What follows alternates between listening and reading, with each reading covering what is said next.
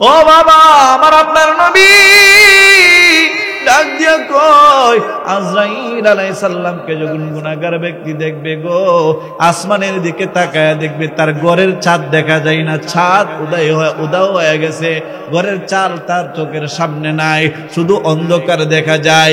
সাত আসমানের সব আসমান তার জন্য ফাঁকা হয়ে যাবে, সব অন্ধকার হয়ে যাবে, চোখের জ্যোতি নিভে যাবে, সব শুধু অন্ধকার অন্ধকার দেখবে। ও বাবা, আল্লাহর নবী ডাক দিয়া কয়, এমন সময় তাকায় দেখবে আজরাইল আলাইহিস সালামের মাথাটা দেখা যায় সাত আসমানের উপরে। ও বাবা, পা দুইটা জমিনের মধ্যে। গুনাহগার ব্যক্তি যখন এমন একটা দৃশ্য দেখবে বাবা, আল্লাহর নবী ডাক দিয়া কয়, তোমার আমার চক্ষু তো দুইটা, কিন্তু আজরাইলের চক্ষু থাকবে মাথা থেকে পাতা পর্যন্ত। ও বাবা, আজরাইলের দৃশ্যটা দেখার পর গুনাহগার ব্যক্তির ভিতরের কলিজার ছাতিটা ফেটে যাবে। সন্তানেরা আব্বাজানের মাথার পাশে বসে আব্বার মুখে চামচ দিয়ে পানি দিয়া দেয়। আব্বা তখন ডাক দেয়া কই, সন্তান, ও সন্তান, আমার মুখে সারা দুনিয়ার সব পানি দিয়ে দিল, আমার পানির তৃষ্ণা মিটবে না। মেয়েরা মাথার পাশে বসে বসে আম্মার মুখের মধ্যে আঙ্গুরের রস দিয়া দেয়, বেদানার রস দিয়া দেয়। কই, সন্তান, ও আমার মা, ও আমার মেয়ে, ও আমার বাবা, ও আমার ছেলে রে, ও আমার নাতি, আর আমাকে রাখতে পারবি না। আমি এমন একজনকে দেখেছি যার সাথে আমার কোনোদিন দেখা হয় নাই। ও সন্তানেরা, আমার মুখে আর পানি দিয়ে লাভ নাই। ও বাবা, তখন আমি আর আপনি সবাই কিন্তু চিৎকার করে কাঁদবো।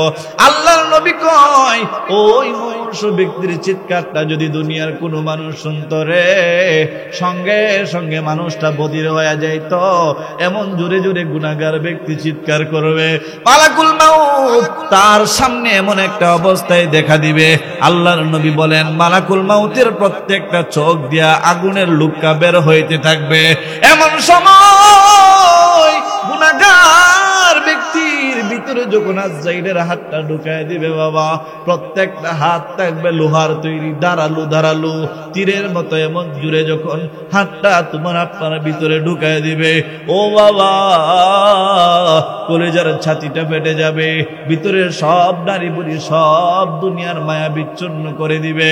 ও বাবা, মালাকুল মাউত প্রাণটাকে বের করার জন্য যখন ধরবে, প্রাণ পাখিটা ছটফট করতে থাকবে। মালাকুল মাউতের ভিতরে একটু মায়া হবে না, ওই গুনাহগার বান্দার প্রাণটাকে কবজা করে নিয়ে যাবে বাবা। ও বাবা, আত্মীয় স্বজনেরা যখন সকালবেলা শুনবে আব্দুর রহমান, আব্দুল হান্নান মারা গেছে রে, ও বাবা, আপনাকে দেখার জন্য মানুষেরা দৌড়ায় আসবে। টেলিফোন পাইয়া মেয়েরা বাবার বাড়ি থেকে আসবে, সন্তানেরা ঢাকা থেকে চলে আসবে, নাতি নাতকারদেরকে নিয়ে চলে আসবে। বাবা গো, ও আম্মা জান, তোমার আমার প্রত্যেকের এমন একটা সময় আসবে, কি আসবে না?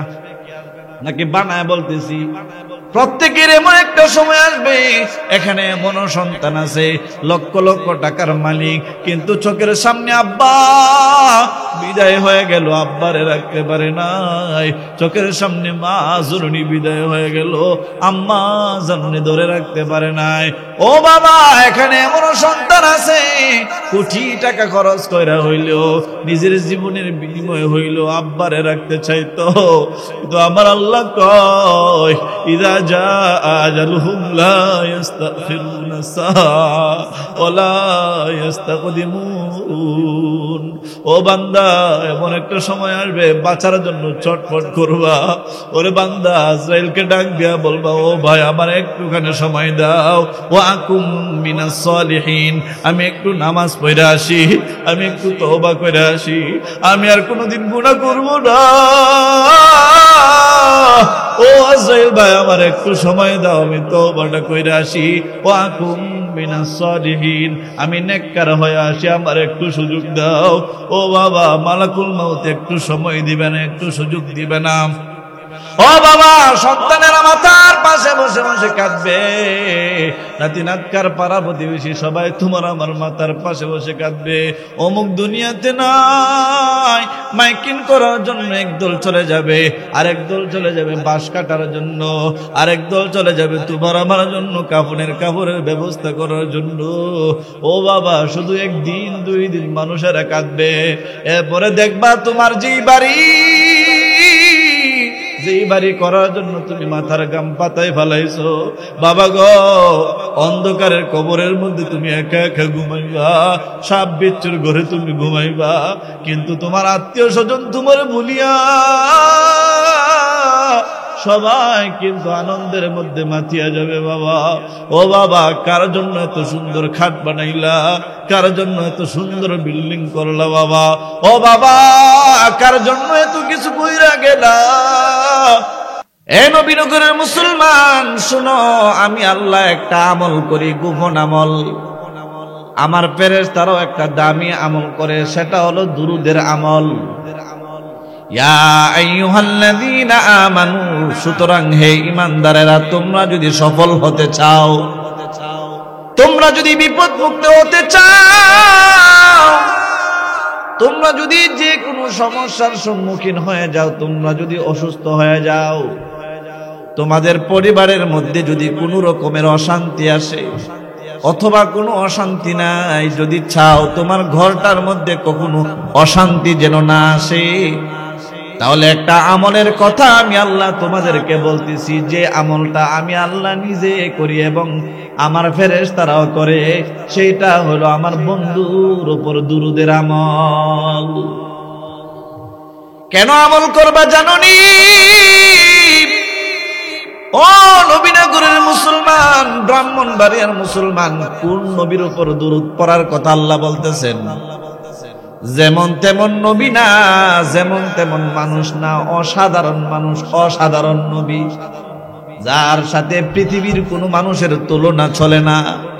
আদম নবীর থেকেও যিনি দামি, নূহ আলাইহিস সালামের থেকেও যিনি দামি, মুসা পয়গম্বর, ইব্রাহিম পয়গম্বর, ঈসা আলাইহিস সালাম, ইদ্রিস আলাইহিস সালাম, দাউদ আলাইহিস সালাম, সুলাইমান আলাইহিস সালাম, পৃথিবীতে আমার মালিক লক্ষ লক্ষ পয়গম্বর প্রেরণ করেছেন। 1 লক্ষ অথবা 2,24,000 পয়গম্বর আল্লাহ দুনিয়াতে পাঠাইছেন। আমার আল্লাহ কয়, সকল পয়গম্বরদের থেকে আমি আল্লাহ আমার বন্ধু মুহাম্মদুর রাসূলুল্লাহ সাল্লাল্লাহু আলাইহি ওয়াসাল্লামকে অধিক পরিমাণে ভালোবাসি। কেমন ভালোবাসি ও আহমদপুরের মুসলমান, আপনারা বড় ভাগ্যবান, আপনাদের গ্রামের নামটা নবীর নামের সাথে মিলায় রাখছেন। আল্লাহর নবীর একটা নাম আছে আহমদ, সেটা 28 নম্বর পারা 11 নম্বর পৃষ্ঠায় আল্লাহ নবীর নামটা উচ্চারণ করেছেন। অমুবাশশিরাম বিরাসূলিন ইয়াতি মিন বা'দি ইসমুহু আহমদ। আল্লাহ কয়, আমার বন্ধুর একটা নাম আছে আহমদ, আমার বন্ধুর আসল নাম হলো মুহাম্মদ সাল্লাল্লাহু আলাইহি ওয়াসাল্লাম, নবীর আসল নাম মুহাম্মদ।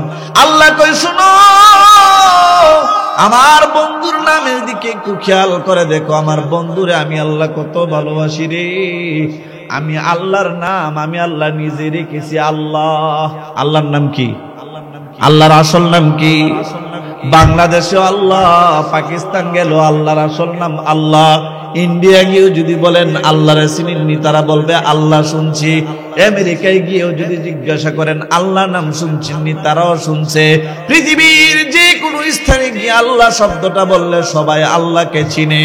তাহলে আল্লাহর আসল নাম আল্লাহ, আর আমাদের নবী কলিজার নবীর আসল নাম মুহাম্মদ। আল্লাহ কয়, আমি আল্লাহর নাম আল্লাহ।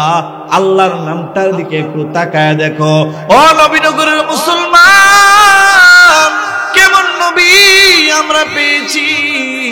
আল্লাহ ডাক দেয়া কয়, আমার নামটার দিকে একটু তাকাও, আমার নাম আল্লাহ।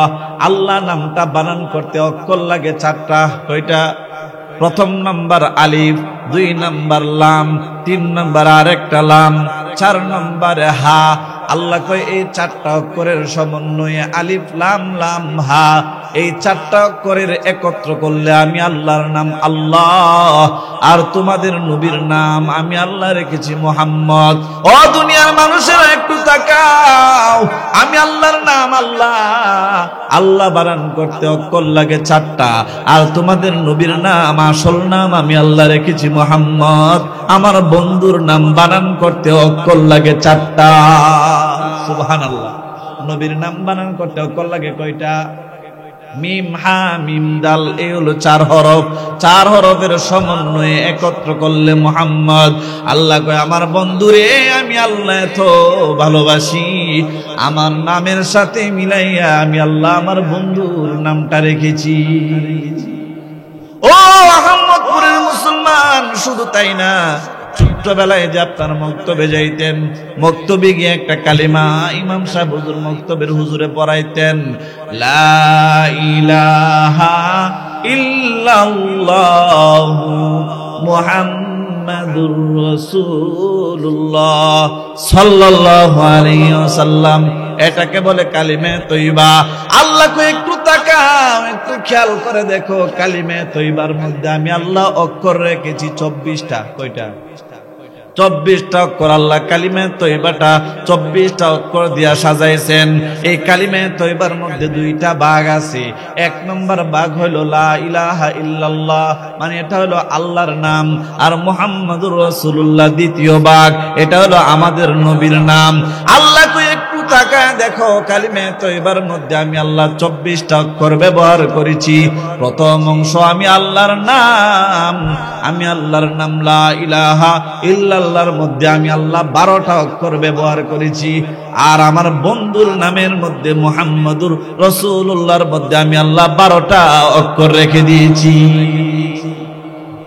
এখান থেকে বুঝে নাও আমি আল্লাহ আমার বন্ধুরে কত ভালোবাসি। শুধু তাই না, ও দুনিয়ার মুসলমান, আপনাদের মসজিদে যখন আজান হয়, মুয়াজ্জিন যখন আজান দেয়, আজানের মধ্যে আল্লাহ কয় আমি আল্লাহ আমার বন্ধুরে তো ভালোবাসি। আজানের মধ্যে আমি আল্লাহর নাম আছে, আল্লাহু আকবার আল্লাহু আকবার। আজানের শুরুতে আমি আল্লাহর নাম, আজানের মাঝখানেও পাইবা আমার বন্ধুর নাম, আশহাদু আন্না মুহাম্মাদুর রাসূলুল্লাহ। ও দুনিয়ার মানুষ, আমি আল্লাহর নাম আজানের মধ্যেও আছে, আমি আল্লাহর নাম আমার বন্ধুর নাম আমি আল্লাহর নামের সাথে আজানের মধ্যে আমি আল্লাহ রেখে দিয়েছি। কোন ব্যক্তি যদি শুধু আল্লাহর নাম আজানের মধ্যে নেয়, আমার নবীর নাম যদি আশহাদু আন্না মুহাম্মাদুর রাসূলুল্লাহ যদি ইচ্ছাকৃত বাদ দিয়ে দেয়, ওই ব্যক্তির আজান সহি শুদ্ধ হবে না, ঠিক কিনা বলেন? শুধু তাই না, মুফাসসিরিনে কেরাম বলেন ওয়া ফিল ইকামাতি, ইকামতের সময় মুয়াজ্জিন সাহেব যখন ইমামের পিছনে দাঁড়ায়, নামাজের জন্য ইকামত দেওয়া হয়, ওই ইকামতের মধ্যেও আল্লাহর নাম আছে, ইকামতের মধ্যেও আমার নবীর নাম আছে না নাই? শুধু তাই না, ও বন্ধু, পৃথিবীর সর্বশ্রেষ্ঠ ইবাদতের নাম নামাজ। নামাজের মধ্যে যখন আমরা দাঁড়ায় যাই, নামাজের মধ্যে আল্লাহর নাম আছে না নাই? প্রথমে আল্লাহর নাম নেওয়া লাগে, আল্লাহু আকবার। আল্লাহু আকবার বলে আমরা নামাজ শুরু করলাম। নামাজের শেষ বৈঠকে আমরা যখন বসি, তখন আমরা শেষ বৈঠকে তাশাহুদ পড়ি। তাশাহুদের মধ্যে আমার নবীর নাম আছে, আসসালামু আলাইকা আইয়ুহান নাবিয়্যু ওয়া আশহাদু আন্না মুহাম্মাদার রাসূলুল্লাহ। এবং এই তাশাহুদের পরে আবার আমরা আরেকটা দুরূদ পড়ি, দুরূদের নাম দুরূদে ইব্রাহিম। নামাজের মধ্যে দুরূদ পড়া সুন্নতে মুআক্কাদা। কেউ যদি নামাজের মধ্যে দুরূদ না পড়ে, ওই ব্যক্তির নামাজ পরিপূর্ণ হবে না। আমার আল্লাহ কয় নামাজ এমন একটা গুরুত্বপূর্ণ ইবাদত, নামাজের মধ্যে আমি আল্লাহর নাম নামাজের মধ্যে রেখে দিয়েছি আমার বন্ধুর নাম। সুবহানাল্লাহ বলেন। শুধু তাই না, ও বন্ধু, যে কোরআনের ওয়াজ শুনতে আসছেন, এই কোরআনের মধ্যে আমার নবীর নাম আছে না নাই? সরাসরি আল্লাহর নবীর নাম মুহাম্মদ, এই নামটা আল্লাহ 4 বার উচ্চারণ করেছেন। আহমদ নামটা আল্লাহ 1 বার উচ্চারণ করেছেন। মোট 5 জায়গায় মুহাম্মদ নামটা উচ্চারণ করেছেন, এবং বিভিন্ন জায়গায় আল্লাহর নবীর নাম আল্লাহ উচ্চারণ করেছেন। যেমন সূরা ইয়াসিন, এই সূরাটা পড়তে গেলে সর্বপ্রথম ইয়াসিন শব্দটা উচ্চারণ করতে হয়। বলেন তো এই নামটা কার? আমাদের নবীর। কার নাম? ইয়াসিন বলে আল্লাহ তাআলা আমার নবীকে সম্বোধন করেছেন। আর একটা সূরা আছে, সূরার নাম সূরা তাহা। তাহা বলে বলে আল্লাহ আমার নবীকে ডাক দিয়েছেন। আর একটা সূরা আছে, সূরার নাম সূরা মুজাম্মিল। আল্লাহ কই ইয়া আইয়ুহাল মুজাম্মিল, ও আমার বন্ধু, ও মুজাম্মিল, ও কম্বলওয়ালা আমার বন্ধু, আমি আল্লাহ তোমারে কম্বলওয়ালা বলে ডাক দিয়েছি। আর একটা সূরা আছে, সূরার নাম মুদ্দাসির। আল্লাহ ডাক দিয়া কই ইয়া আইয়ুহাল মুদ্দাসির, ও কাপড় পরিহিত আমার বন্ধু। আল্লাহ কোরআনে আমার নবীকে মুজাম্মিল, মুদ্দাসির এইভাবে বারবার আল্লাহর নবীকে আল্লাহ সম্বোধন করেছেন। আল্লাহ কই পৃথিবীর যে কোনো মানুষ কোরআন পড়বে, কোরআনের মধ্যে আল্লাহর নাম আছে না নাই? কোরআনের মধ্যে আল্লাহর নাম, আল্লাহ কই কোরআনের মধ্যে আমি আল্লাহ রেখে দিয়েছি আমার বন্ধুর নাম। শুধু তাই না, পৃথিবীর সর্বপ্রথম মানুষ এবং সর্বপ্রথম নবী, ওনার নাম কি? আল্লাহ কি? আদম আলাইহিস সালাম। আদম আলাইহিস সালাতু ওয়াস সালাম কে আল্লাহ যখন পৃথিবীতে পাঠাইলেন, মুসনাদে আহমদ, ইমাম আহমদ রাহমাতুল্লাহ আলাইহি তিনি বর্ণনা করেন, ওনার হাদিসের কিতাব মুসনাদে আহমদের মধ্যে একটা কিতাব আছে মুসনাদে আহমদ নামে। এই হাদিসের কিতাবের মধ্যে ইমাম আহমদ রাহমাতুল্লাহ আলাইহি একটা হাদিস বর্ণনা করেছেন। হযরত আদম আলাইহিস সালাম যখন পৃথিবীতে আগমন করলেন, আপনারা জানেন আদম নবী পৃথিবীতে আসার পরে আল্লাহ তাআলা আদম নবীর সাথে গোসা করছেন। গোসা, বন্ধুর সনে বন্ধু গোসা করছেন। গোসা কইরা আল্লাহ আদম নবীর সাথে কথা বলে না। আদম নবী কান্দে, মালিক ও আল্লাহ, ও আমার বন্ধু, আপনি যদি গোসা থাকেন আমি দুনিয়াতে আমার ভালো লাগবে না। আল্লাহ আপনি আমার সাথে একটু কথা বলেন, আল্লাহ একটু কথা বলেন।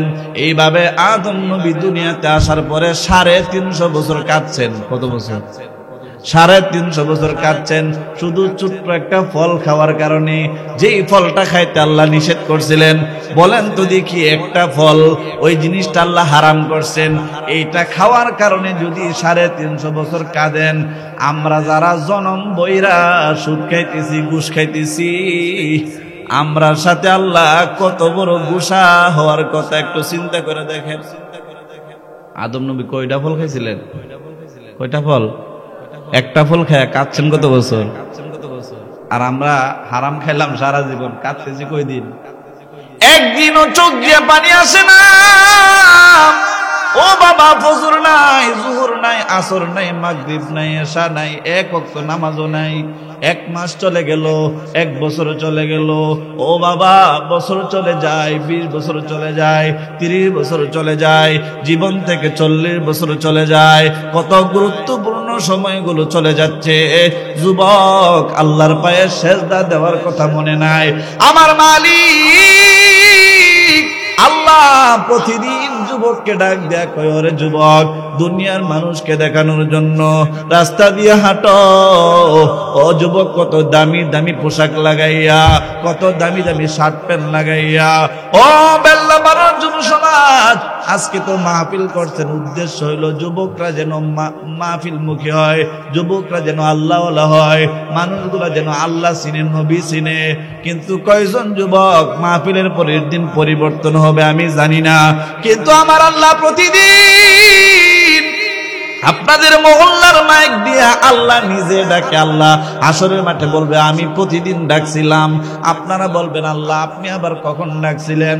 আল্লাহ কয়, ফজরের সময় তোরে আসসালাতু খায়রুম মিনান নাওম বলছিলাম নি? তখন আমরা বলবো, আল্লাহ এটা তো আপনি বলেন নাই, মুয়াজ্জিন বলছিল। আল্লাহ তখন ডাক দিয়া বলবেন, যুবক, মুয়াজ্জিন আসসালাতু খায়রুম মিনান নাওম বলছিল, কিন্তু কার হুকুমে বলছিল? আল্লাহ আপনার হুকুমে বলছিল।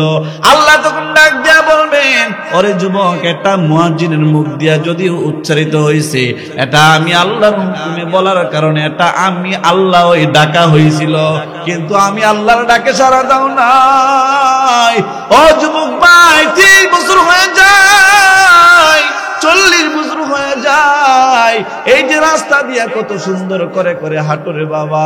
ও বাবা, চুলের মধ্যে কত বেসন করলা, কত তেল মালিশ করলা, কত দামি দামি তেল, আর চেহারার মধ্যে কত দামি দামি ক্রিম লাগাইলা।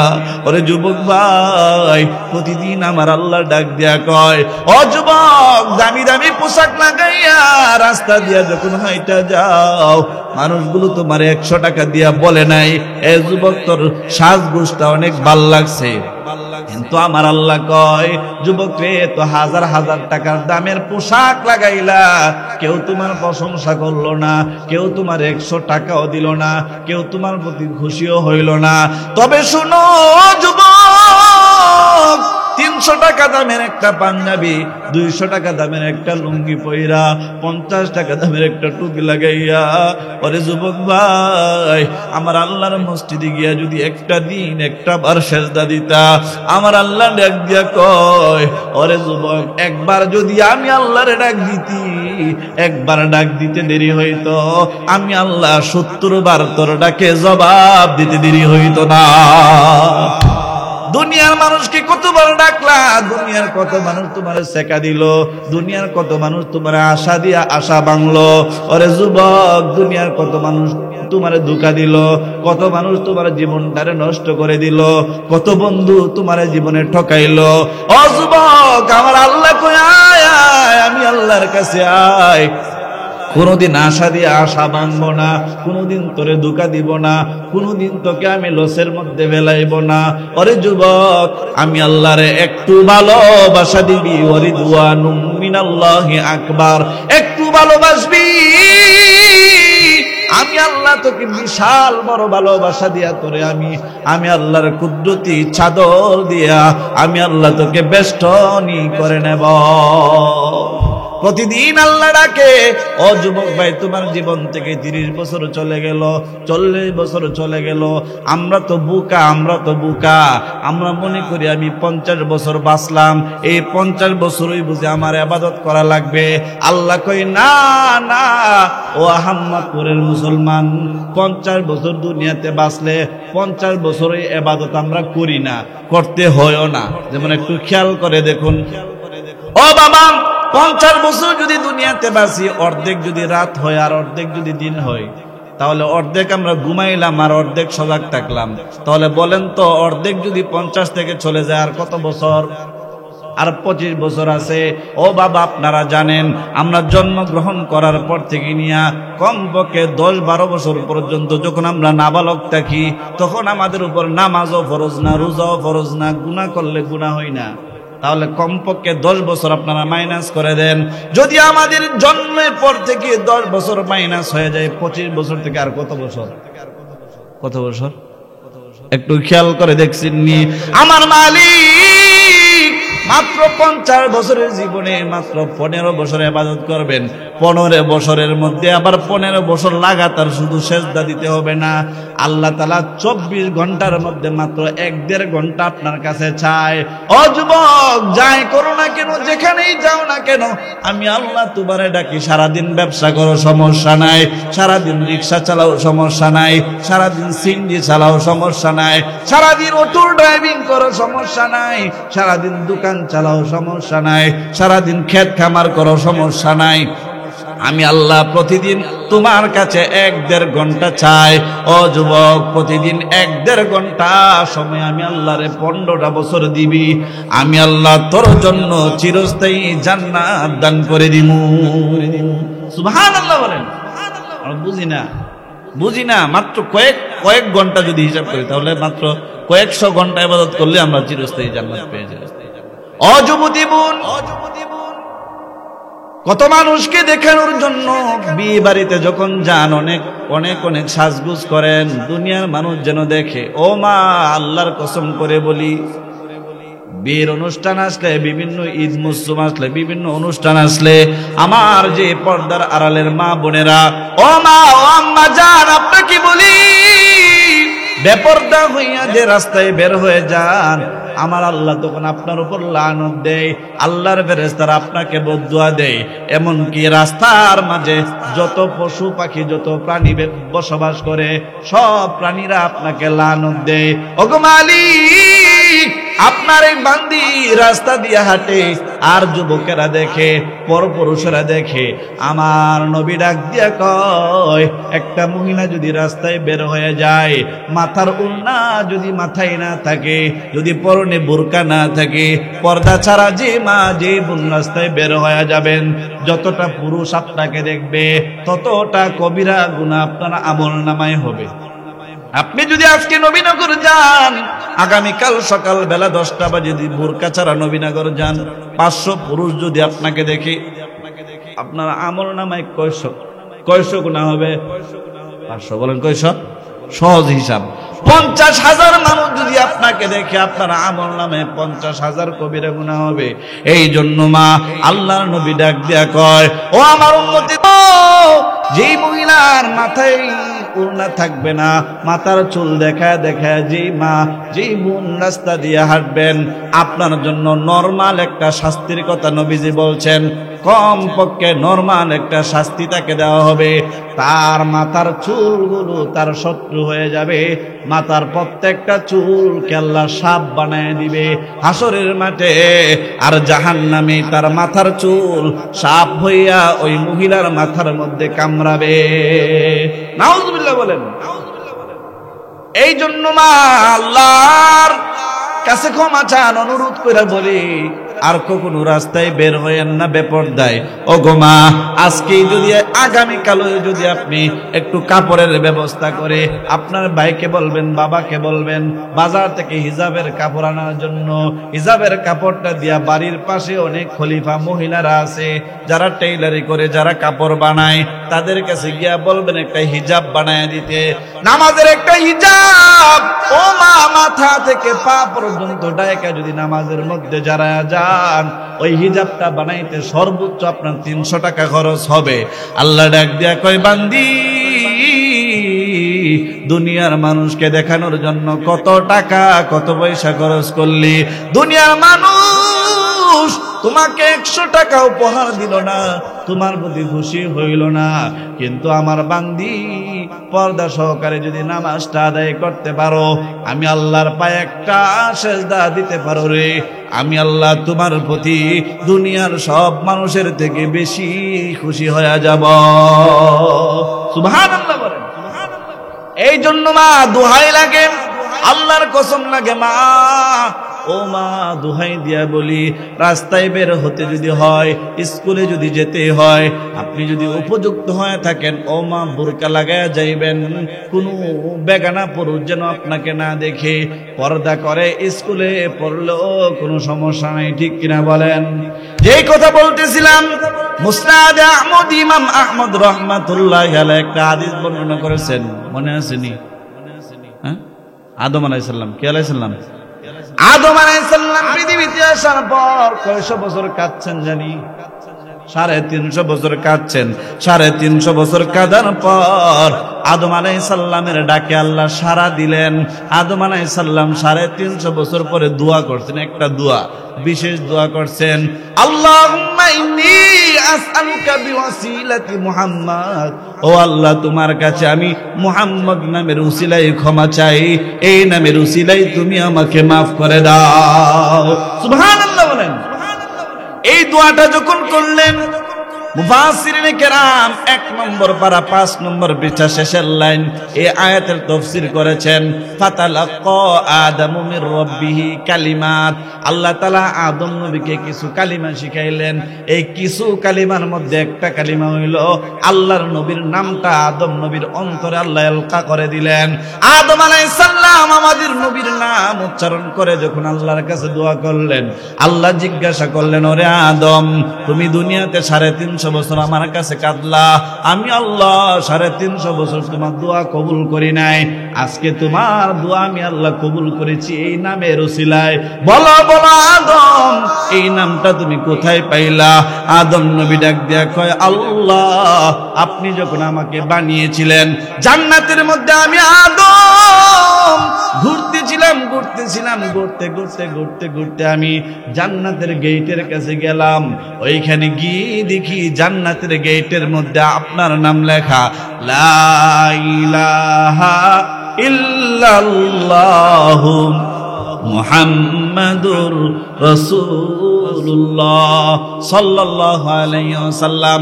ওগো মালিক, জান্নাতের গেটের মধ্যে আপনার নাম লেখা, ওই নামের সাথে মুহাম্মদ নাম লেখা। আল্লাহ, আমি বুঝতে পেরেছি আপনার নামের সাথে আমি আদমের নামও নাই, জিব্রাইলের নাম নাই, মিকাইলের নাম নাই, ইসরাফিলের নাম নাই, আজরাইলেরও নাম নাই, কোন নবী পয়গম্বরের নাম নাই। আল্লাহ, তুমি মুহাম্মদ নামটা লিখে রাখছো। আমি বুঝতে পেরেছি তিনি সাধারণ কোনো মানুষ না, তিনি তোমার প্রিয় বন্ধু। সুবহানাল্লাহ বলেন। শুধু তাই না, ওগো মালিক, আমি যখন জান্নাত ঘুরতেছিলাম, ঘুরতে ঘুরতে গিয়া দেখি জান্নাতের প্রত্যেকটা রুমে রুমে তোমার বন্ধুর নাম লেখা। শুধু তাই না, আমি যখন জান্নাতের গাছগুলো দেখতেছিলাম, প্রত্যেকটা বৃক্ষের পাতায় পাতায় তোমার বন্ধুর নাম লেখা দেখতে পেয়েছি। সুবহানাল্লাহ বলেন। রহমতে আলম নবী, নবী দুজাহান, সাহাবীরা আতর বানায় সেই নবীজির গাম। বলেন সাহাবীরা সেই নবীজির নাম। রহমতে আলম নবী, নবী দুজাহান, সাহাবীরা আতর বানায় সেই নবীজির ঘাম, সাহাবীরা আতর লাগায় সেই নবীজির ঘাম। শোনো মানো জানো কেমন আমার নবীজি, যাহার পাগল চন্দ্র সূর্য তারকারাজি। শোনো মানো জানো কেমন আমার নবীজি, যাহার পাগল চন্দ্র সূর্য তারকারাজি রে, যাহার পাগল চন্দ্র সূর্য তারকারাজি। তোমরা আরো শুনবানি সুন্দর কাহিনী, আরো শুনবানি সুন্দর কাহিনী। জান্নাতের ওই রুমে রুমে লেখা নবীর নাম। বলেন না জান্নাতের ওই লেখা নবীর নাম। রহমতে আলম নবী, নবী দুজাহান, সাহাবীরা আতর লাগায় ওই নবীজির ঘাম। হায় হায়, সাহাবীরা আতর বানায় ওই নবীজির ঘাম। উস্তুনে হান্নানা একটা খেজুর গাছের নাম, উস্তুনে হান্নানা একটা খেজুর গাছের নাম, যাকে দরে খুতবা দিতেন রাসূল আকরাম। উস্তুনে হান্নানা একটা খেজুর গাছের নাম, যাকে দরে খুতবা দিতেন রাসূল আকরাম রে, যাকে দরে খুতবা দিতেন রাসূল আকরাম। গাছটা নবীর বিরহে একদিন কাঁদিতে রহে, গাছটা নবীর বিরহে একদিন কাঁদিতে রহে। হতবাক হয়ে দেখে যত সাহাবায়ে কেরাম, হতবাক হয়ে দেখে যত সাহাবায়ে কেরাম। বলেন না রহমতে আলম নবী, নবী দুজাহান, সাহাবীরা আতর বানায়। হায় হায়, সাহাবীরা আতর লাগায় ওই নবীজির গাম। রহমতে আলম নবী, নবী দুজাহান, সাহাবীরা আতর বানায় ওই নবীজির গাম। আদম নবী ডাক দিয়ে কই, মালিক ওগো আল্লাহ, আমি জান্নাতের রুমে রুমে আপনার হাবিবের নাম দেখেছি, আপনার বন্ধুর নাম দেখেছি। এই জন্য আজকে দোয়া করি, আল্লাহ আপনি ওই হাবিবের উসিলায়, আপনার বন্ধুর উসিলায় আপনি আমাকে মাফ করে দেন। আল্লাহ কয়, আদম আপনি যদি 350 বছর আগে এই নামের উসিলায় আমার কাছে মাফ চাইতেন, আমি আল্লাহ আরো আগে আপনাকে ক্ষমা করে দিতাম। সুবহানাল্লাহ বলেন। এমন একজন নবী পেয়েছি বাবা, আমরা খুশি না বেজার? কে কে খুশি? দুইটা হাত তোলেন। নারায়ে তাকবীর, নারায়ে তাকবীর, দ্বীন ইসলাম, নারায়ে তাকবীর। তাহলে আমরা এই নবী পেয়ে খুশি না? আল্লাহ কই, নবী পেয়ে যদি খুশি হয়ে থাকো তাহলে তোমাদেরকে একটা দায়িত্ব দিব, তোমাদেরকে একটা আমল দিব। আল্লাহ ডাক দেয়া কই, শোনো এই আমলটা আমি আল্লাহ নিজে করি। ইন্নাল্লাহ, নিশ্চয় আল্লাহ তাআলা, ও মালায়েকাতুহু, এবং আল্লাহর ফেরেশতারা ইউসাল্লুনা আলান নবী, আল্লাহর নবীর উপর দুরূদ পড়েন। আল্লাহ কই ইয়া আইয়ুহাল্লাযীনা আমানু, ও ঈমানদারেরা, সল্লু, তোমরা দুরূদ পড়ো, আলাইহি, আমার নবীর উপর, ওয়া সাল্লিমু, এবং তোমরা সালাম পেশ করো, তাসলিমা, বেশি বেশি দুরূদ এবং সালাম আমার নবীর উপর পেশ করো। এই আয়াত থেকে মুফাসসিরিনে কেরাম দুরূদের 4টা হুকুম বের করেছেন। দুরূদ পড়া কখনো কখনো ফরজ, দুরূদ পড়া ওয়াজিব, দুরূদ পড়া সুন্নত, দুরূদ পড়া মুস্তাহাব। দুরূদের কয় হুকুম? আরো জোরে বলেন। প্রথম নাম্বার, দুরূদ পড়া ফরজ। কখন ফরজ? সল্লু, আল্লাহ আমরের সিগা, আমর মানে আদেশের শব্দ ব্যবহার করেছেন। সল্লু, তোমরা দুরূদ পড়ো। আল্লাহ যখন কোনো কিছু আদেশ করেন সেটা ফরজ হয়ে যায়। মুফাসসিরিনে কেরাম বলেন, ফুকাহায়ে কেরাম বলেন, উলামায়ে কেরাম বলেন, কোন মুসলমান জীবনে একবার হইল নবীর উপর দুরূদ পড়া ফরজ। জীবনে একবার দুরূদ পড়া ফরজ। দ্বিতীয় নাম্বার, দুরূদ পড়া ওয়াজিব। কোন মজলিসে যদি আল্লাহর নবীর নাম উচ্চারিত হয়, মুহাম্মদ এই নামটা যদি উচ্চারিত হয়, কমপক্ষে প্রত্যেকের উপর, আমার নবীর উপর একবার দুরূদ পড়া ওয়াজিব। এজন্য আমরা পড়ে নেই সাল্লাল্লাহু আলাইহি ওয়াসাল্লাম, পড়েন সাল্লাল্লাহু আলাইহি ওয়াসাল্লাম।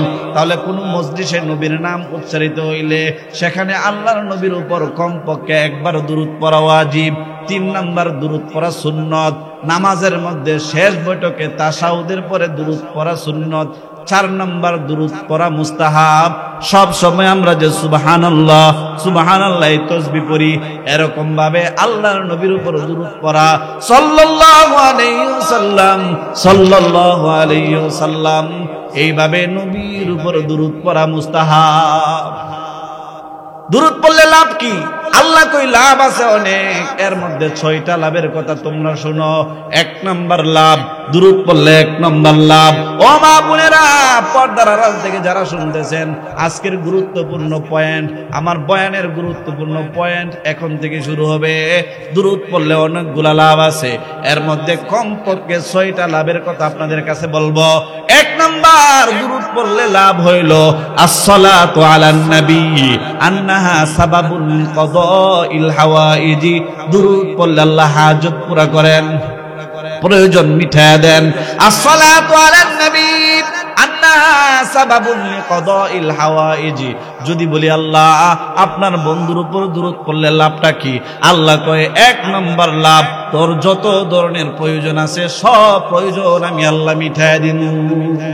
যদি বলেন হুজুর আমার ঘরের ভিতরে চাউলের কোনো ব্যবস্থা নাই, আমি বড় কষ্টে আছি, আল্লাহ কয় আমার বন্ধুর উপর দুরূদ পড়ো, তোমার চাউলের ব্যবস্থা হয়ে যাবে।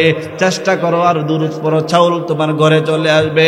যদি বলেন হুজুর আমার ডাউলের ব্যবস্থা নাই, আল্লাহ কয় আমার বন্ধুর উপর দুরূদ পড়ো, ডাউলের ব্যবস্থা হয়ে যাবে। যদি বলেন হুজুর আমার তেলের ব্যবস্থা নাই, আমার ঘরে বড় অভাব, আল্লাহ কয় আমার বন্ধুর উপর দুরূদ পড়ো, তোমার ঘরের অভাব দূর হয়ে যাবে। যার যে অভাব আছে অভাব আল্লাহ দূর করে দিবেন। যদি কোনো মহিলা বলে হুজুর আমার স্বামী আমাকে মহব্বত করে না, ভালোবাসে না, হুজুর একটা আমল দেন, যে আমল করলে আমার স্বামীটা আমাকে ভালোবাসবে। আল্লাহ কই তোমার স্বামীর ভালোবাসার অভাব, তুমি বেশি বেশি আমার বন্ধুর উপর দুরূদ পড়ো। আমার বন্ধুর উপর দুরূদের বিনিময়ে তোমার স্বামীর অন্তরে আমি আল্লাহ তোমার জন্য ভালোবাসা পয়দা করে দেব। যদি কোনো স্বামী বলে হুজুর আমার বিবি আমাকে মহব্বত করে না, আল্লাহ কই 5 ওয়াক্ত নামাজ পড়া দুরূদ পড়ো, আমি আল্লাহ তোমার স্ত্রীর অন্তরে তোমার জন্য ভালোবাসা পয়দা করে দেব। যদি কোনো মা বাবা বলে হুজুর আমার সন্তানটা স্কুলে ঠিক মতো লেখাপড়া করতে চাই না, মাদ্রাসায় যেতে চাই না, হুজুর আমাকে একটা তাবিজ দেন, আল্লাহ কই নামাজ পড়া আমার বন্ধুর উপর দুরূদ পড়ো, তোমার সন্তান তোমার বাধ্যগত হয়ে যাবে। তাহলে 1 নাম্বার দুরূদের ফজিলত, কেউ নবীর উপর দুরূদ পড়লে আল্লাহ সব ধরনের হাজত পুরা করে দেন। 1 নাম্বার। আল্লাহু আকবার। রিসালাত আজকের মাহফিল। এক নাম্বার ফজিলত, আল্লাহ সব হাজত পুরা করে দেন। দুই নাম্বার আসসালাতু আলান নবী আন্নাহা সাবাবুল লিনাফিল বালাই। কেউ যদি নবীর উপর দুরূদ পড়ে আল্লাহ তাকে সব ধরনের বালা মুসিবত থেকে বাঁচায় রাখবেন। যদি বলেন হুজুর আমার সংসারে কোনো অভাব নাই, আলহামদুলিল্লাহ দুইটা ছেলে বিদেশ আছে, আমারও ভালো ব্যবসা আছে, নবীনগরে দোকান আছে, বাঙ্গরা বাজারে আমার দোকান আছে, আলহামদুলিল্লাহ হুজুর আমার কোনো সমস্যা নাই, আমাকে একটা আমল দেন। আল্লাহ কয় আমার বন্ধুর উপর 5 ওয়াক্ত নামাজ পড়া আমার বন্ধুর উপর দুরূদ পড়ো, আমি তোমার দোকানের মধ্যে, তোমার সন্তানাদির মধ্যে, তোমার ঘরের মধ্যে কোনো রকম বিপদ দিব না, সব ধরনের বিপদ আমি আল্লাহ দূর করে দিব। সুবহানাল্লাহ বলেন। হুজুর আমার একটা ছেলে বিদেশে মুসিবতে আছে, আমার সন্তানটা মুসিবতে আছে, আমার স্বামী মুসিবতে আছে, হুজুর আমার ভাই মুসিবতে আছে, হুজুর আমার নাতি মুসিবতে আছে, হুজুর আমার আম্মা অসুস্থ, হুজুর আমি বিপদে আছি। আল্লাহ কয় আমার বন্ধুর উপর দুরূদ পড়ো, সাবাবুল লিনাফিল বালাই, সব ধরনের বালা মুসিবত দূর হয়ে যাবে। 2 নাম্বার। 3 নাম্বার আসসালাতু আলান নবী আন্নাহা সাবাবুল লিতাযাক্কুরিল আবদি মা নাসিয়াহু। ও বাবা আমার নবীর উপর কেউ যদি দুরূদ পড়ে আমার আল্লাহ ওয়াদা দেয়, শুনো শুনো 3 নাম্বার ফজিলত, আমার বন্ধুর উপর দুরূদ পড়লে লিতাযাক্কুরিল আবদি মা নাসিয়াহু, ভুলে যাওয়া জিনিস আল্লাহ স্মরণ করায়া দেন। যদি বলেন হুজুর চাবির ছড়াটা, চাবির রিংটা কোথায় রাখছিলাম স্মরণ নাই, আল্লাহ কই দুরূদ পড়ো, দুরূদের বিনিময়ে ভুলে গেছো কোথায় রাখছিলাম, আমি আল্লাহ স্মরণ করায়া দিমু। হুজুর গুরুত্বপূর্ণ একটা জিনিস কোথায় রাখছিলাম, কাগজপত্র মনে নাই, আল্লাহ কয় আমার বন্ধুর উপরে ইয়াকিনের সাথে দুরূদ পড়ো, তোমার গুরুত্বপূর্ণ কাগজ কোথায় রাখছিলাম আমি আল্লাহ স্মরণ করায়া দিমু। ও মাদ্রাসার ছাত্র ভাই, যদি বলেন হুজুর আমার পড়া ইয়াদ থাকে না, হেফজ পড়তেছি আমি পড়া ভুলে যাই, আল্লাহ কয় আমার বন্ধুর উপর দুরূদ পড়ো, দুরূদের বিনিময়ে তোমার জেহেন আমি আল্লাহ ভালো কইরা দিমু, আমি আল্লাহ তোমার ভুলে যাওয়া পড়া স্মরণ করায়া দিমু। সুবহানাল্লাহ। ও মা, ও স্কুলের ছাত্রী, স্কুলের ছাত্র ভাইরা, স্কুলে লেখাপড়া করেন, পরীক্ষা যখন আসে তখন হুজুরের কাছে কলম নিয়ে যায়, হুজুর আমার একটু পড়ায় দেন, অথচ সারা বছর কিন্তু পড়ার নামে কোনো খবর নাই। হুজুরে গিয়ে কই কলম পড়ায় দেন, বলেন তো সারা জীবন একটা অক্ষরও পড়ে নাই, হুজুরের সারা জীবন কলম পড়ায় দিলে কোনো লাভ হবে? আগে নিজে লেখাপড়া করতে হবে, লেখাপড়া করলেই রেজাল্ট ভালো হয় না, লেখাপড়া করার পরেও কিছু বুদ্ধি খাটায় পরীক্ষা দিতে হয় এবং কিছু আমল আখলাকের সাথে জড়িত থাকতে হয়, মুরব্বীদের দোয়া নিতে হয়, ইমাম সাহেব উলামায়ে কেরামের দোয়া নিতে হয়, ঠিক কিনা বলেন? আল্লাহ ডাক দিয়ে কয় শুনো তোমার পরীক্ষার রেজাল্ট ভালো হয়ে যাবে, আজকে থেকে এই আমলটা করবেন, পরীক্ষার আগের দিন পড়ছেন, পরীক্ষার 10 দিন আগেও পড়ছেন, এরপরেও যে আপনার পরীক্ষা সহজ হবে এটা কোনো কথা না। পরীক্ষার হলে যাওয়ার পর পরীক্ষার প্রশ্নটা পাওয়ার পরে প্রশ্নপত্রটা উল্টায় রাখবেন, রাইখা 10 বার আমার নবীর উপর দুরূদ পড়বেন, এরপরে পৃষ্ঠা উল্টাইবেন, দেখবেন ইনশাআল্লাহ আপনার পরীক্ষার প্রশ্ন সহজ হয়ে যাবে। সুবহানাল্লাহ বলেন। এই জন্য দুরূদের ফজিলত দুনিয়াতেও আছে না নাই? হ্যাঁ, অভাব নাই, অভাব নাই। আমি মাত্র 3টা বললাম। এবার আসুন, দুরূদ পড়লে আখিরাতি 3টা ফায়দা, দুনিয়ার 3টা ফায়দা বললাম। এবার আসুন 4 নম্বরে আখিরাতি ফায়দা। কেউ যদি আমার নবীর উপর দুরূদ পড়ে, আসসালাতু আলান নবী আন্নাহা সাবাবুল লিগুফরানিয যুনুব, নবীর উপর দুরূদ পড়লে গুনাহ মাফ হয়। সুবহানাল্লাহ বলেন। আমরা জানতাম আস্তাগফিরুল্লাহ পড়লে শুধু গুনাহ মাফ হয়, তওবা করলে দোয়া করলে শুধু গুনাহ মাফ হয়, কিন্তু আল্লাহ ডাক দিয়া কয় শুধু তওবা আর আস্তাগফিরুল্লাহ না, বরং আমার নবীর উপর দুরূদ পড়লে গুনাহ মাফ হয়। আল্লাহর নবীর মাধ্যমে আল্লাহ ঘোষণা দেয়, মান সাল্লা আলাইয়া ওয়াহিদাতান, যেই ব্যক্তি আমার উপর একবার দুরূদ পড়বে, হুত্তাত আনহু আশরু খতিআতিন, ওই উম্মতের আমলনামা থেকে আল্লাহ কমপক্ষে 10টা গুনাহ মাফ করে দিবেন। একবার দুরূদ পড়লে কয়টা গুনাহ মাফ? 2 বার পড়লে 20টা গুনাহ মাফ, 3 বার পড়লে 30টা গুনাহ মাফ, 4 বার পড়লে 40টা গুনাহ মাফ, 5 বার পড়লে 50টা গুনাহ মাফ। যতবার পড়বেন প্রত্যেকবারের বিনিময়ে আল্লাহ কম পক্ষে 10টা গুনাহ মাফ করবেন। এই জন্য 4 নম্বর নবীর উপর দুরূদ পড়লে গুনাহ মাফ হয়। কি মাফ হয়? আমি কিন্তু বয়ানের শেষে ইন্টারভিউ নিব যে কি কি বলছিলাম আমার একটু শুনান, 4 নম্বর কি 5 নম্বর কি একটু ভালো করে শুনেন মনোযোগ দিয়া। তাহলে 4 নম্বর দুরূদ পড়লে আল্লাহ গুনাহ মাফ করেন। কি মাফ করেন?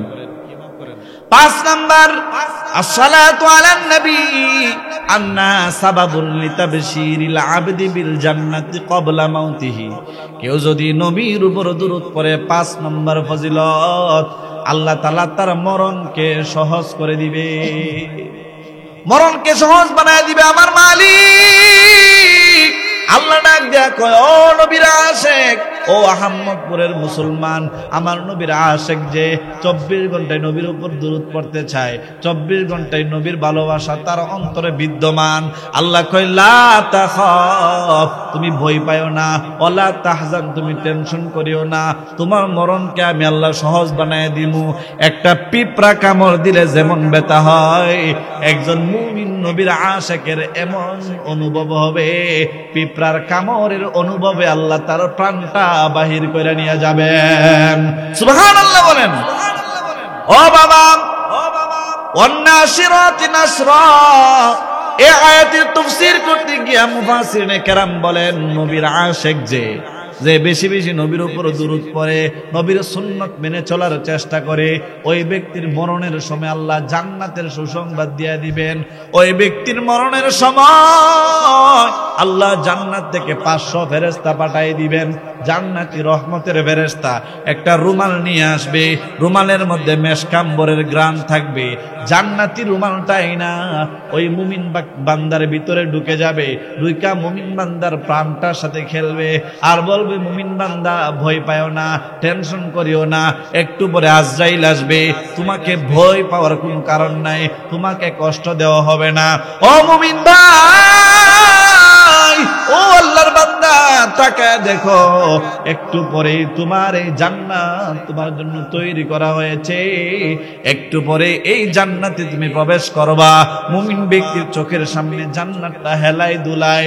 আল্লাহর কসম করে বলি, আল্লাহর নবীর ওয়াদা কখনো মিথ্যা হবে না। যেই ব্যক্তি নবীর উপর দুরূদ পড়বে, ওই ব্যক্তি জান্নাত দেখতে দেখতে হাসতে হাসতে তার মরণ হয়ে যাবে। মরণের আগে আল্লাহ ফেরেশতা পাঠাবেন, জান্নাতটা তার সামনে হেলাইবে দুলাইবে। এমন সময় আমার মালিক ডাক দিয়া বলবেন, ও মালাকুল মাউত, আর কেন দেরি করতেছো? আমার বান্দা জান্নাতের দিকে তাকাইয়া মুচকি মুচকি আসে রে, আর দেরি করবা না, যাও যাও, এই মুহূর্তে আমার বান্দার জানটা কবজা করে নিয়ে আসো, যাতে করে আমার বান্দা কোনো টের না পায়। এমন সময় মালাকুল মাউত নেক সুরতে আল্লাহর নেককার বান্দার সুরত দইরা আইসা ওই নেককার নবীর আশিকের জানটাকে সুন্দর করে কবজা করে নিয়ে যাবে, একটু ব্যথা অনুভব করবে না। সুবহানাল্লাহ।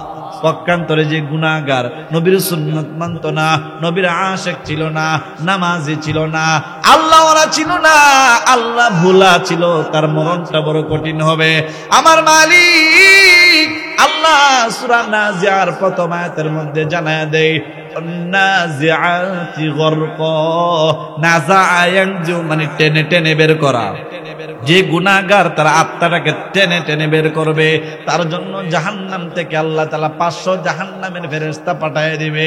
ফেরেশতারা তার শিরায় শিরায় ঢুকে যাবে, রগে রগে ঢুকে যাবে, দুই কাতার শিরাগুলো এমন জোরে জোরে টানবে। বাবা, ও বাবা, হাদিসের মধ্যে আল্লাহর নবী ডাক দিয়া কয়, ও আমার আহমদপুরের উম্মতেরা শুনো রে, আমার আল্লাহ জাহান্নাম থেকে 500 ফেরেশতা যখন পাঠিয়ে দিবে, ফেরেশতাদের এইভাবে যখন তার জানটা কবজা করতে চাইবে, ফেরেশতাদের এই জোর জোর করার কারণে তার জানটা এমন ভাবে দৌড়াদৌড়ি শুরু করবে, মুখ দিয়া বের হতে চাইবে, ফেরেশতারা মুখটাকে বন্ধ করে রাখবে, নাক দিয়া বের হইতে চাইবে, ফেরেশতারা নাকের ছিদ্র বন্ধ করে দিবে, কান দিয়া বের হতে চায়, কিন্তু গুনাহগার ব্যক্তির প্রাণটা কান দিয়াও বের হইতে পারবে না। ও বাবা, এমন কষ্ট দিবে, এমন কষ্ট দিবে ফেরেশতারা ডাক দিয়া বলবে, এত তাড়াহুড়া কিসের? এখনো তো তোমার আসল যন্ত্রণা শুরু হয় নাই, একটু পরে আমাদের লিডার আজরাইল তোমার সামনে হাজির হয়ে যাবে। ও বাবা, ও মা, লাল শাড়ি পরে তো শ্বশুর বাড়িতে আসছিলেন, স্বামীর বাড়িতে আসছিলেন, আম্মা জান, 5টা সাদা কাপড়ের টুকরা পয়রা তো কবরে যাইতে হবে। ও বাবা, দুনিয়াতে কত রঙিন রঙিন কাপড় আমরা ব্যবহার করি, কিন্তু 3টা সাদা কাপড় দিয়ে আমাদেরকে কিন্তু কবরের মধ্যে রাখা হবে। একটা টাকা আমাদের সঙ্গে দেওয়া হবে না, একটা রাতের জন্য আমাদেরকে ঘরের ভিতরে রাখা হবে না। ও বাবা, তোমার আমার প্রাণ পাখিরা যখন চলে যাবে গো, তখন স্ত্রী বলবে আমার ভয় লাগে, মরা লাশের সাথে আমি কেমনে ঘুমামো। সন্তানেরা বলবে না, আব্বা মারা গেছে, মরা লাশের সাথে আমি ঘুমাইতে পারবো না।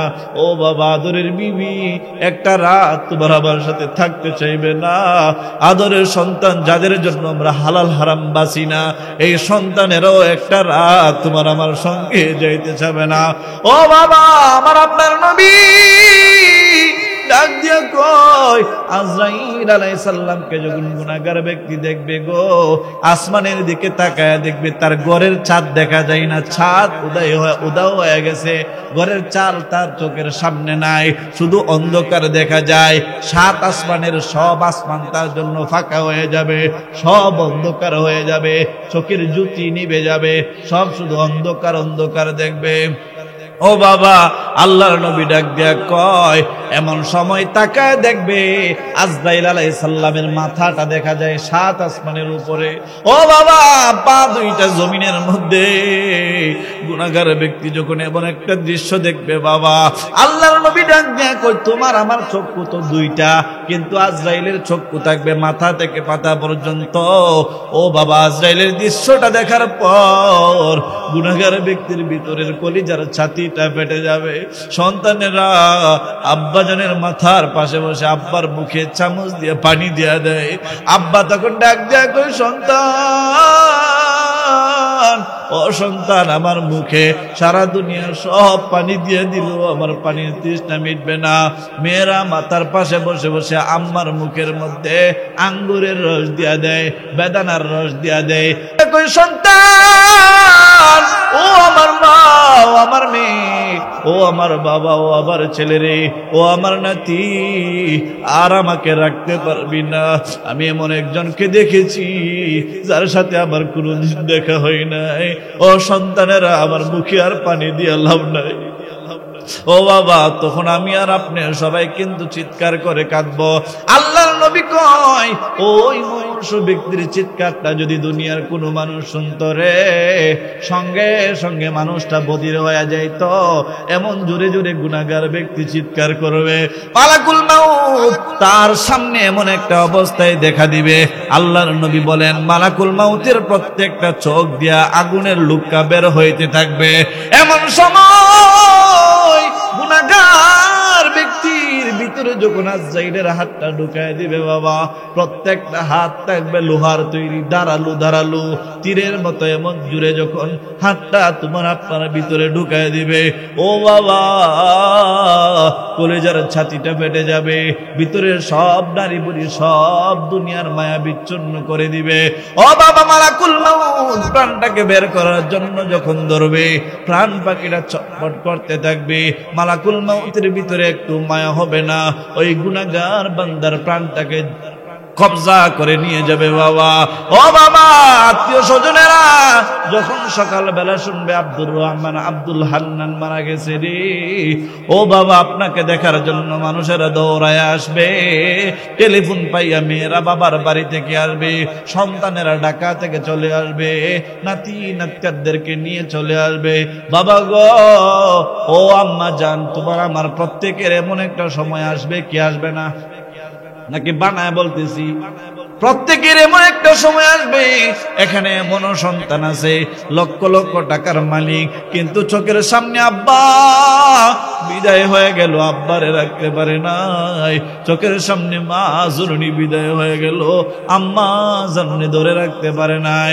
ও বাবা, এখানে এমন সন্তান আছে কোটি টাকা খরচ কইরা হইলেও নিজের জীবনের বিনিময় হইল আব্বারে রাখতে চাইতো, কিন্তু আমার আল্লাহ কয়, ইদা جاء أجلهم لا يستأخرون ساعة ولا يستقدمون ও বান্দা এমন একটা সময় আসবে বাঁচার জন্য ছটফট করবা ওরে বান্দা আজরাইলকে ডাক দিয়া বলবা ও ভাই আমার একটুখানি সময় দাও ওয়া আকুম মিনাস সালিহিন আমি একটু নামাজ পড়ে আসি আমি একটু তওবা করে আসি আমি আর কোনোদিন গুনাহ করব না ও আজরাইল ভাই আমার একটু সময় দাও আমি তওবাটা কইরা আসি ওয়া আকুম মিনাস সালিহিন আমি নেককার হয়ে আসি আমার একটু সুযোগ দাও ও বাবা মালাকুল মউত একটু সময় দিবেন একটু সুযোগ দিবেন না ও বাবা সন্তানেরা মাথার পাশে বসে বসে কাঁদবে নাতি নাতকার পাড়া প্রতিবেশী সবাই তোমার আমার মাথার পাশে বসে কাঁদবে অমুক দুনিয়াতে নাই মাইকিং করার জন্য একদল চলে যাবে আরেক দল চলে যাবে বাঁশ কাটার জন্য আরেক দল চলে যাবে তোমার আমার জন্য কাপড়ের ব্যবস্থা করার জন্য ও বাবা শুধু একদিন দুই দিন মানুষেরা কাঁদবে এরপরে দেখবা তোমার যেই বাড়ি করার জন্য তুমি মাথার গাম পাতায় ফেলাইছো বাবা গো অন্ধকারের কবরের মধ্যে তুমি একা একা ঘুমাইবা সাপ বিচ্ছুর ঘরে তুমি ঘুমাইবা কিন্তু তোমার আত্মীয় স্বজন তোমার ভুলিয়া সবাই কিন্তু আনন্দের মধ্যে মাতিয়া যাবে বাবা ও বাবা কার জন্য এত সুন্দর খাট বানাইলা কার জন্য এত সুন্দর বিল্ডিং করলা বাবা ও বাবা কার জন্য এত কিছু কইরা গেলা আত্মীয় স্বজন তো 40 দিনের পরে তোমার আর স্মরণই করবে না আস্তে আস্তে সকলের অন্তর থেকে আল্লাহ ভালোবাসা উঠায় নিবে মাঝে মধ্যে মনে হইলে মা তোমার জন্য কাঁদবে মাঝে মধ্যে মনে হইলে বিবি তোমার জন্য কাঁদবে এরকম মাহফিলের অনুষ্ঠান হইলে সন্তানেরা তোমার কথা মনে কইরা দুই চোখের পানি ফালায় ফালায় কাঁদবে ও বাবা যারা আব্বা জানকে নিজের হাতে কবরে দিয়েছেন আজকে সুবর্ণ সুযোগ আব্বার জন্য একটু দোয়া করেন বাবা যার আম্মা জাননে নিজের হাতে কবরের মধ্যে শোয়া দিছেন বাবা গো আপনার আম্মার জন্য আজকে সুযোগ আম্মার জন্য একটু দোয়া পাঠাইবেন আজকে সুযোগ আম্মার জন্য কিছু তাসবিহ তাহলিল পড়ে আম্মার জন্য দোয়া করবেন ও বাবা আপনার আমার যখন মরণ হয়ে যাবে ঘরের ভিতরে কেউ রাখবে না সকাল হয়ে গেছে রাত 3টা বাজে আব্দুর রহমানের মৃত্যু হয়ে গেছে ফজরের সময় মানুষেরা তোমার আমার মাথার উপরে কিন্তু একটা চাদর ঝুলাইয়া দিবে একে একে মানুষ আসবে মুখটা দেখে বলবে আহারে লাশের চেহারাটা কত সুন্দর তখন কিন্তু তোমার আব্দুর রহমান বলে ডাক দিবে না কেউ ও বাবা এমন একটা অবস্থা তোমার স্বপ্নের রুহটা তখন ডাক দিয়া বলবে ওরে বন্ধু আমার দেখার জন্য আসছো কেন আমার কি হয়েছে আমি তো স্বপ্নে দেখছি মারা গেছি কিন্তু আমি তো মারা যাই নাই ও বাবা কিন্তু বাস্তবে তোমার মরণ হয়ে যাবে বন্ধুরে ডাক দিয়া বলবে বন্ধু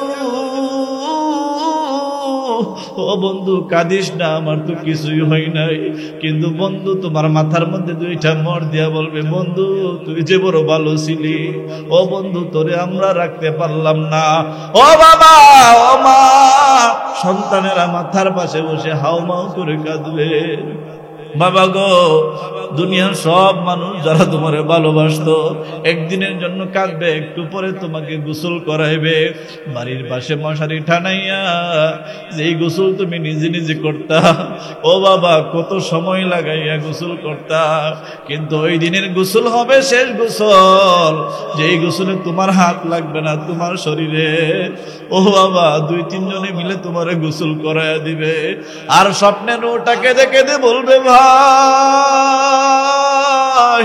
ও আমার সন্তান আমার জোরে জোরে আঘাত করিও না আমার ভিতরটা যে নরম হয়ে গেছে আজরাইলের আঘাত আমি সইতে পারি না ওরে সন্তান আমার হাতে জোরে ধইরো না আমার মাথায় জোরে ধইরো না আমার শরীরটা জাজরা হয়ে গেছে কিন্তু দুনিয়ার মানুষ তোমার আমার কথা শুনবে না বাবা ও বাবা মানুষের গোসল করাইয়া কম দামি একটা সাবান আনবে কসু সাবান ওই সাবান দিয়া গোসল দিয়া তোমার আমার চোখের মধ্যে সুরমা দিয়া ও বাবা আতর গোলাপ দিয়া জীবনের শেষ সাজায় দিবে বাবা গো, শেষ শ্বাস সাজায় দিয়া, সাদা একটা কাপড় দিয়া, বড়ই পাতার গরম পানি দিয়া, আত্মীয় স্বজনেরা তোমাকে আমাকে জীবনের মধ্যে, ও বাবা, খাটিয়ার মধ্যে শোয়াইয়া 60 জন মানুষে দইরা দইরা তোমাকে আমাকে কবরের দিকে নিয়ে যায়। এমন সময় স্বপ্নের রুহটা ডাক দিয়ে কয়, ও ভাই, আমার কোথায় নিয়ে যাও? সারা জীবন আমি হাইটা হাইটা গেছি, আজকে কেন আমার খাটের মধ্যে কইরা নিয়ে যাও? ও বাবা, খাটিয়ার মধ্যে কইরা আহম্মদপুর কবরস্থানের পাশে নিয়ে যখন নামাইবে, স্বপ্নের রুহটা কায়দা কায়দা বলবে, আহারে আমার কেন কবরের পাশে নিয়ে আসছো? আত্মীয় স্বজনেরা তোমাকে আমাকে কবরের মধ্যে ঘুম পাড়ায় দিবে বাবা। 4 জন মানুষ, 2 জন মানুষ, 3 জন মানুষ কবরে নামবে। মনে মনে ভাববো তারা মনে আমার সঙ্গে কবরের মধ্যে থাকবে, কিন্তু বাবা কবরের মধ্যে নামার পর কেবলামুখী করে যখন আমার চেহারাটা দিয়ে দেওয়া হবে, ও বাবা আমার সিনাটা কেবলামুখী করে দিবে। এমন সময় দেখবো আমার বড় সন্তানটা মাথার পাশ থেকে লাফ দিয়ে উপরে উঠে গেছে। আরে সন্তান, উপরে কেন উঠে যাও? আমার সাথে থাকবা না নাকি? ও বাবা, আমার ভাই, ছোট ভাই কবর থেকে লাফ দিয়ে উঠে যায়, আরেকটা আমার ভাতিজা কবর থেকে লাফ দিয়ে উঠে যায়। আরে সন্তানেরা কোথায় যাও? আমি তো একা একা থাকতে পারবো না। ও সন্তান, আমার কোথায় রেখে যাও? ও বাবা, কেউ তোমার আমার কথা শুনবে না। কবরের উপরে বাঁশ দিয়া, ওই বাঁশের উপরে ছাটাই দিয়ে আস্তে আস্তে মাটি দিয়ে অন্ধকার করে ফেলবে। স্বপ্নের রুহটা কান্দা কান্দা কয়, ও আমার আত্মীয় স্বজনেরা রে, আমি না কারেন্ট চলে গেলে দুনিয়াতে আমি একা একা ঘরের ভিতরে থাকতে পারতাম না। আর আজকে আমার কেমন ঘরে ঘুম পাতাইলা, যেই ঘরে একটা বিছানার ব্যবস্থা করলা না, যেই ঘরে বালিশের ব্যবস্থা করলা না, একটা বাতির ব্যবস্থা করলা না। ও সন্তানেরা, আমার মাথার উপরে ছাটাই দিয়া, বাঁশ দিয়া, মাটি দিয়া অন্ধকার করে ফেললা রে। ও সন্তানেরা, আমি যে একা একা থাকতে পারি না, অন্ধকারকে বড় বই পাই। ও বাবা, এমন জুড়ে জুড়ে স্বপ্নের রুহটা তখন কাঁদবে। দুনিয়ার সবাই লাভ দিয়া দিয়া কবর থেকে উঠিয়া তোমার আমার কবরটাকে অন্ধকার বানাইয়া, ও বাবা, একজন একজন করে কিন্তু কবর থেকে চলে আসবে। তোমার আমার নবী, যে নবী তোমার আমার এত ভালোবাসে, এই নবী যে নবীর আশেক ছিল, সেই নবী কিন্তু কবরে শোয়ানোর পরেও তোমাকে আমাকে বলবে না। আল্লাহর নবী কবরের মধ্যে উপস্থিত করা হবে, আল্লাহর নবীর চেহারাটা দেখায়া বলা হবে, ও নবীর আশেক, মান হাদার রাজুল আল্লাযী বুইসা ফীকুম, এই লোকটারে চিনো নাকি? নবীর আশেক ডাক দিয়া কয়, আমার আর ভয় নাই, আমার সামনে আমার নবী হাজির হয়ে গেছে। আল্লাহর নবীর চেহারাটা দেখার পর নবীর আশেক যে বেশি বেশি নবীর উপর দুরূদ পড়ত, ওই ব্যক্তির অন্তরের ভয় দূর হয়ে যাবে। ওই ব্যক্তি সুন্দর করে কবরের 3টা প্রশ্নের উত্তর দিয়ে দিবে। সুবহানাল্লাহ বলেন। এই জন্য নবীর আশেক, তার মৃত্যুর সময় বই নাই, তার কবরে গেলে বই নাই, তার হাসরের মাঠে বই নাই, তার মিজানের পাল্লায় বই নাই, সবখানে আমার নবীর সুপারিশ সে পাবে। তাহলে 5 নম্বর নবীর উপর দুরূদ পড়লে আল্লাহ মরণকে সহজ করে দিবেন। 6 নম্বর, আসসালাতু আলান নবী আন্নাহা সাবাবুন লিশাফাআতিল মুস্তাফা। 6 নম্বর, কেউ যদি নবীর উপর দুরূদ পড়তে পারে, আল্লাহর নবীর হাসরের মাঠে নবীর সুপারিশ তার নসিবে হবে। সুবহানাল্লাহ বলেন। কখন? হাসরের মাঠে সব মানুষেরা কাঁদবে, যখন মানুষের আধাত উপরে সূর্যটা থাকবে, সব মানুষেরা একটাই ধ্বনি উচ্চারণ করবে, নাফসি নাফসি, আল্লাহ তুমি আমারে বাঁচাও, আল্লাহ তুমি আমারে বাঁচাও। ও বাবা, এই নাফসি নাফসি কইরা যখন মানুষেরা কাঁদতে থাকবে, কোটি কোটি মানুষ, ও বাবা, দলে দলে দলে দলে মানুষেরা দৌড়াইতে থাকবে। দিশারা পাখির মতো মানুষগুলা পাগলের মতো হয়ে যাবে। সূর্যের তাপে মাথা গরম হয়ে যাবে, মাথার মগজ টকবক করতে থাকবে। মানুষেরা ডান দিকে দৌড়ায়, কোথায় আমার নবী, কোথায় আমার নবী, কোথায় আমার মায়ার নবী, মায়ার নবী ছাড়া আজকে কোনো উপায় নাই। দৌড়াইতে দৌড়াইতে গিয়ে দেখবে একজন নবী দাঁড়িয়ে আছেন, লম্বা দাড়ি, সাদা দাড়ি, নাম তার আদম আলাইহিস সালাম। গিয়ে বলবে আদম নবী, ও আমাদের বাবা, আনতা আবুল বাশার, আপনি তো সব নবী সব মানুষদের বাবা ছিলেন। ওগো বাবা, একটু সুপারিশ করেন না, আজকে হাসরের মাঠে আমরা সহ্য করতে পারতেছি না। ফি ইয়াউমিন কানা মিকদারুহু 50 আলফা সানা, একটা দিনকে আল্লাহ বানায় দিয়েছে 50,000 বছরের সমান। ওগো আদম নবী, আমাদেরকে একটু সুপারিশ করেন না। আদম নবী তখন বলবে, নাফসি নাফসি, অসন্তানেরা, তোমাদেরকে সুপারিশ করার কোনো ক্ষমতা আমার নাই। যাও যাও, আমার পরে একজন জলিলে কদর আল্লাহর রসুল আছেন, পৃথিবীর সর্বপ্রথম রসুল যিনি, তার নাম হযরত নূহ আলাইহিস সালাম, তার কাছে যাও। মানুষের ডান দিকে দৌড়ায়, দৌড়ায় গিয়ে দেখবে হযরত নূহ আলাইহিস সালামের দরবার। গিয়ে বলবে, নূহ নবী, ওগো নবীজি, আপনি আমাদেরকে একটু সুপারিশ করেন না। আল্লাহ তো আপনারে বড় ভালোবাসতেন, আপনি পৃথিবীর সর্বপ্রথম রসুল। নূহ নবী তখন বলবে, নাফসি নাফসি, আল্লাহ তুমি আমারে বাঁচাও, আল্লাহ তুমি আমারে বাঁচাও। মানুষেরা নূহ নবীর এই কান্দন দেখিয়া মানুষ ভয় পেয়ে যাবে। বুঝেছি আজকে নূহ নবী যদি কান্দে আমাদের কি উপায় হবে। ও বাবা, মানুষেরা দৌড়ায় যাবে। এরপরের আরেকজন জলিলে কদর নবী, যার নাম ইব্রাহিম আলাইহিস সালাম, যার ব্যাপারে আমার মালিক 5 নম্বর পারা 17 নম্বর পৃষ্ঠায় ঘোষণা দিয়েছেন, ওয়াত্তাখাযাল্লাহু ইব্রাহিমা খলিলা, ইব্রাহিম হইল আমার খলিল। খলিল মানে বন্ধু। ও বাবা, মানুষেরা গিয়া বলবে, ইব্রাহিম নবী, আপনি তো আল্লাহর বন্ধু। বন্ধু তো বন্ধুর সাথে ফ্রি মাইন্ডে কথা বলতে পারে। আজকে আল্লাহ অনেক রাগ করছেন। ওগো আল্লাহর বন্ধু, ও খলিলুল্লাহ, আজকে আমাদেরকে একটু সুপারিশ করেন না। ইব্রাহিম নবীও বলবে, নাফসি নাফসি, আল্লাহ তুমি আমারে বাঁচাও। মানুষেরা এবার দৌড়াবে মুসা নবীর দরবারে। মুসা নবীর ব্যাপারে আল্লাহ কোরআনে কারিমে 6 নম্বর পারা 3 নম্বর পৃষ্ঠা আল্লাহ বলে দিয়েছেন, ওয়াকাল্লামাল্লাহু মুসা তাকলিমা, আল্লাহ তাআলা মুসার সাথে বেশি বেশি কথা বলতেন। মানুষেরা গিয়া বলবে, ওগো মুসা নবী, আপনি তো আল্লাহর সাথে কথা বলতেন, আপনি তো আল্লাহর বন্ধু, আল্লাহর নবী, আল্লাহর রসুল। ওগো আল্লাহর রসুল, আপনি আমাদেরকে একটু সুপারিশ করেন না। মুসা নবীও সেদিন তরতর করে কাঁপবে।